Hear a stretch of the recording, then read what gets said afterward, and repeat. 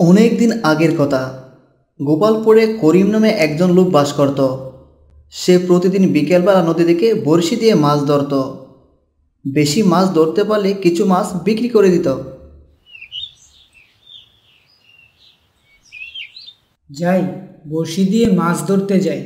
আজকের দিনটাও খুব ভালো। মনে হয় বড়শিতে বেশ ভালো মাছ ধরা পড়বে।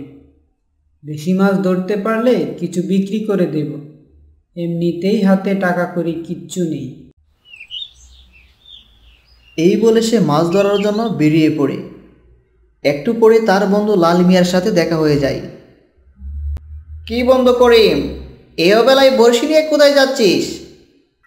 এই তো নদীতে যাচ্ছি।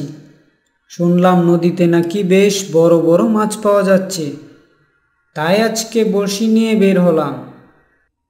তা তুই ঠিকই শুনেছিস। গতকালকে আমাদের করিম চাচা জাল দিয়ে বেশ বড় এক বোয়াল মাছ ধরেছে। এই মাছ নিয়ে এলাকায় তুলপাড় শুরু হয়েছে। এত বড় মাছ আগে কেউ ধরতে পারেনি। ঠিক আছে বন্ধু, পরে কথা হবে। আজকে তবে যাই। এই বলে করিম মিয়া তখন নদীর পাড়ে চলে আসে। সে নদীতে বড়শি পেলে। যাক, অবশেষে বড়শি পেলাম। দেখি এবার কপালে কি আছে। অনেক দিন হয়ে গেল বড় কোনো মাছ ধরা পড়েনি। বড় একটা মাছ পেলে বেশ ভালো দাম পাওয়া যাবে। আরে আরে, এই তো মনে হয় মাছ এসেছে। আমার বড়শি ধরে টানছে। দেখি, টান দিয়ে দেখি মাছ ধরা পড়েছে নাকি। এই তো মাছ ধরা পড়েছে। এই যা, এত ছোট মাছ! এত ছোট মাছ দিয়ে কি হবে? যাক বাবা, আবার বড়শি ফেলি, দেখি কি মাছ ধরে। এভাবেই করিম মিয়া বড়শি দিয়ে অনেকক্ষণ মাছ ধরতে থাকে, কিন্তু সে বড় মাছ ধরতে পারেনি। যা মাছ ধরেছে সবগুলোই ছোট মাছ। সন্ধ্যা হয়ে গেল, আর বসে থাকা ঠিক হবে না। আজকে আর বড় মাছ ধরা পড়বে না। যা মাছ পেয়েছি তাই নিয়ে বাড়িতে চলে যাই। কালকে না হয় আবার মাছ ধরতে আসব। তবে আমি বড় মাছ ধরেই ছাড়ব। করিম মিয়া তখন মাছ নিয়ে বাড়ির দিকে রওনা হলো। কিছু দূর যাবার পর সে একটা ভূতের আওয়াজ শুনতে পায়, কিন্তু সে কিছুই দেখতে পাচ্ছে না। রাস্তার বড় একটা গাছ থেকে রাক্ষসী ভূত আওয়াজ দিচ্ছে। হি হি হি হি, আজকে ছোট মাছ পেয়েছিস, তাই কিছু করলাম না, কারণ আমি ছোট মাছ খেতে পছন্দ করি না। যেদিন তুই বড় মাছ ধরবি সেদিন আমি তোর মাছ খেয়ে নিব। আজকে তোকে ছেড়ে দিলাম। হি হি হি হি। কই, কাউকেই তো দেখতে পাচ্ছি না। মনে হয় কিছু ভুল শুনেছি। যাই, রাত হওয়ার আগেই বাড়িতে চলে যাই। ছোটো মাছগুলো রান্না করতে হবে, অনেকটা সময় লাগবে।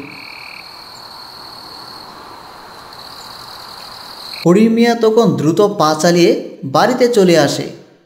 এই যে বউ, আজকে কোনো বড় মাছ পাইনি। ধরো ধরো, এই মাছগুলো রান্না করো। পেটে অনেক ক্ষুধা পেয়েছে। ঠিক আছে, তুমি হাত মুখ ধুয়ে এসো, আমি তোমার জন্য খাবার রান্না করছি। করিম মিয়া তখন রাতের খাবার খেতে লাগলো। শুনলাম নদীতে নাকি সবাই বড় মাছ ধরে, কিন্তু আমার বড়শিতে ছোটো মাছ ছাড়া কিছুই ধরে না। যাক, দেখি কালকে বড় মাছ পাই নাকি। তুমি চিন্তা করো না, দেখবে কালকে ঠিকই তুমি বড় মাছ ধরতে পারবে।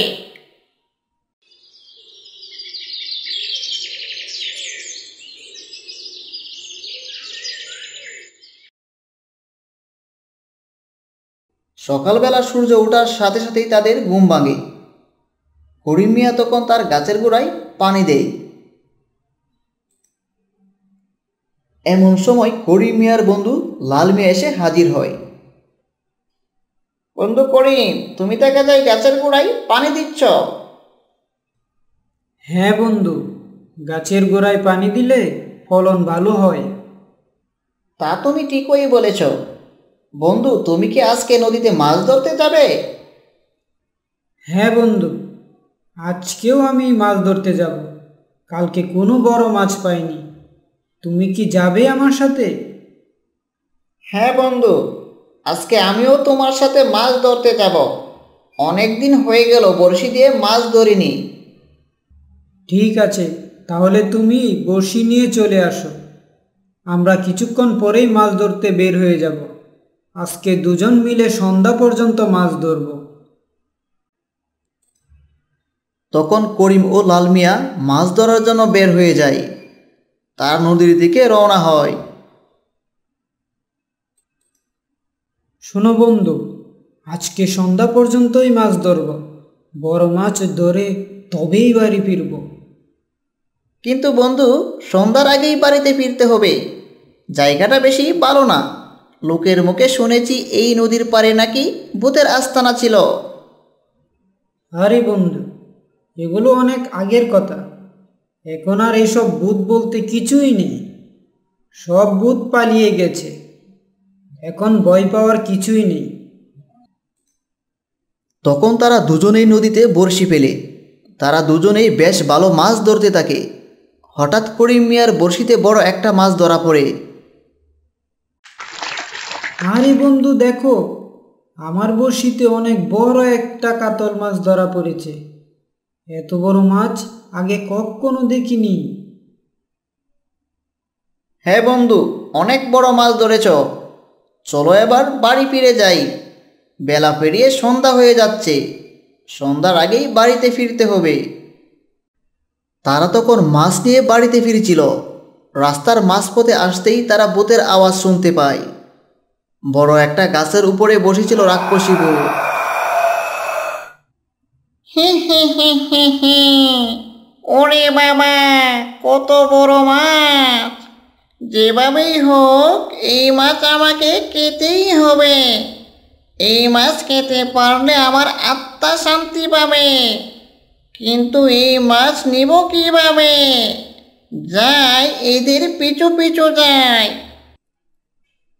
বন্ধু চলো তাড়াতাড়ি পা চালিয়ে যাই। এটা মনে হয় ভূতের আওয়াজ। বেশি দেরি করা ঠিক হবে না। ঠিক আছে বন্ধু, চলো তাড়াতাড়ি বাড়ি ফিরি। রাক্ষসী ভূত তখন তাদের পিছু পিছু যেতে লাগলো। সে বড় মাছে লোভে পড়ে গেল। সে ভাবতে থাকে কীভাবে মাছটিকে খাওয়া যায়। বন্ধু, আমি চলে গেলাম। তুমি সাবধানে বাড়িতে ফিরে যেও। ঠিক আছে বন্ধু, তুমিও ভালো থেকো। করিম মিয়া তখন একা একা পথ চলতে থাকে। আর তখনই রাক্ষসী ভূত করিম মিয়ার সামনে গিয়ে দাঁড়ায়। হি হি হি হি। আমি অনেকক্ষণ ধরে তোদের সাথে সাথে আসছি আর ভাবছি কবে তোকে একা পাবো। বড় মাছ আমার খুবই প্রিয়, আর কাতল মাছ হলে তো কোনো কথাই নেই। তাড়াতাড়ি মাছ থেকে এখান থেকে পালিয়ে যা, নইলে তোর ঘাড় মটকিয়ে রক্ত খাবো। ওরে বাবা রে, খাইছে আমারে। মাছ খাওয়া লাগবো না, তাড়াতাড়ি দৌড়ে পালাই। বেঁচে থাকলে বড় মাছ খেতে পারবো। করিম মিয়া তখন মাছ রেখে দৌড়ে পালিয়ে আসে। আর রাক্ষসী ভূত গাছে বসে কাতল মাছ খেতে থাকে। আহ, কি স্বাদের মাছ! এত বড় কাতল মাছ আগে কখনো খাইনি। বেচারা মাছটা ধরে ভালোই করেছে, শান্তি মতো মাছ খেতে পারলাম। বেচারা যেদিন এই পথে মাছ নিয়ে যাবে সেদিনই মাছ রেখে দিব। করিম মিয়া তখন তার স্ত্রীকে সব কাহিনী বলে দেয়। তখন তারা সিদ্ধান্ত নেয় সাধু বাবার দরবারে যাবে। শুনো, কালকে আমরা সাধু বাবার দরবারে যাব। যেভাবেই হোক এই ভূতকে উচিত শিক্ষা দিতে হবে। মাছ খাওয়ার স্বাদ মিটিয়ে দিব। সাধু বাবা, আমাদেরকে আপনি রক্ষা করুন, আমাদেরকে বাঁচান। কি হয়েছে বৎস তোদের? ঘটনা কি আমাকে খুলে বল। সাধু বাবা, একটা রাক্ষসী ভূত আমাদের পিছু নিয়েছে। আমি যখনই বড়শি দিয়ে মাছ ধরে বাড়ি ফিরি, ঠিক তখনই রাক্ষসী ভূত আমার মাছ নিয়ে চলে যায়। সবই বুঝলাম, চিন্তা করিস নে বৎস। এই নে জাদুর মাছ। এই মাছে আমি মন্ত্র পড়ে দিয়েছি। এই মাছ রাক্ষসী ভূত গেলেই রাজ্য ছেড়ে উধাও হয়ে যাবে। আপনাকে অনেক ধন্যবাদ সাধু বাবা। আপনার জন্যই আমরা এই ভূতের হাত থেকে আজকে রক্ষা পেলাম। তারা দুজনেই তখন বাড়িতে চলে আসে। করিম মিয়া তখন মাছ নিয়ে গাছতলায় চলে আসে। রাক্ষসী ভূত তখন গাছ থেকে নেমে আসে। হি হি হি হি। আরে বাহ, আমার জন্য মাছ এনেছিস, খুব ভালো কাজ করেছিস। এভাবে আমাকে প্রতিদিন মাছ দিবি, বুঝলি? আজকেই তোর জীবনের শেষ দিন। এই মাছ খেলেই তোর মৃত্যু হবে।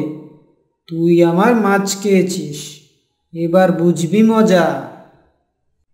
রাক্ষসী তখন মাছ নিয়ে গাছে উঠে যায়।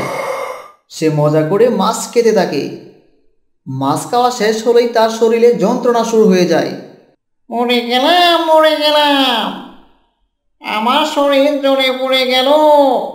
মরে গেলাম, মরে গেলাম। রাক্ষসী ভূত তখন রাজ্য থেকে উধাও হয়ে যায়। করিম মিয়া তখন বড়শি দিয়ে মাছ ধরে বাড়ি ফিরতে পারে।